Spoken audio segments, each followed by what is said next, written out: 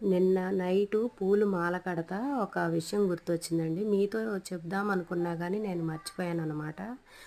మన ముందు ఏదన్నా ఒక సంఘటన జరుగుతుందనుకోండి, ఆ చుట్టుపక్కల నలుగురు, ఐదుగురు చూస్తా ఉంటే, నలుగురు, ఐదుగురు వాళ్ళ వాళ్ళ మనస్తత్వాన్ని బట్టి, వాళ్ళు చూసిన విధానాన్ని బట్టి ఒక్కొక్కరు ఒక్కోలాగా అర్థం చేసుకుంటారు గదా!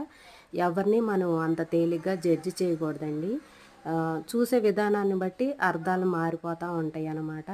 మనం వాళ్ళతో మాట్లాడి, వాళ్ళతో కొంచెం టైం స్పెండ్ చేసి, వాళ్ళ గురించి మనం పూర్తిగా తెలుసుకున్నాము అనుకుంటాం గానీ, అప్పుడు గూడా 80% వాళ్ళ గురించి తెలిసిద్దండి. ఎంత మనం క్లోజ్‌గా ఉన్నా గూడా.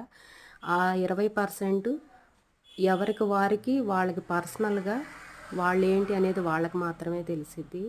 మనం అంత ఈజీగా ఇంకొకరిని జడ్జి చేయకూడదు. ఇదంతా ఎందుకు చెప్తున్నాను అంటే, నా విషయమే తీసుకోండి. నేను పెట్టే వీడియోలకి కొంతమంది "నువ్వు మహాలక్ష్మిలా ఉన్నావు" అంటారు. కొంతమందేమో "నీకు వీడియోస్ అవసరమా?" హ్మ్. కొంతమంది చూస్తేనేమో "బాగా చేస్తున్నావు చెయ్యి" అని, మాట్లాడే విధానం బావుంది అని, లేకపోతే "మీ వీడియోస్ న్యాచురల్‌గా ఉన్నాయి" అని అట్లా. వాళ్ళు వాళ్ళు చూసే విధానాన్ని బట్టి వాళ్ళు ఆహ్, మా వాళ్ళకి వాళ్ళు ఏదైతే అనుకుంటారో అదే వాళ్ళకి కనిపిచ్చిద్ది. అసలు నిజానికి నేనేంటి అనేది నాకే తెలిసిద్ది గదా! అట్లా తేలిగ్గా ఎదుటి వాళ్ళని జడ్జి చేయకూడదని నా అభిప్రాయం.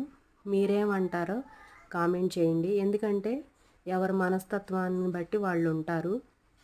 వాళ్ళ వాళ్ళ పర్సనల్ విషయాలు వాళ్ళకి మాత్రమే తెలుస్తాయి గదా! మనకి పూర్తిగా తెలియనప్పుడు వేరే వాళ్ళని మనం తేలిక చేసి మాట్లాడకూడదు అని నా అభిప్రాయం.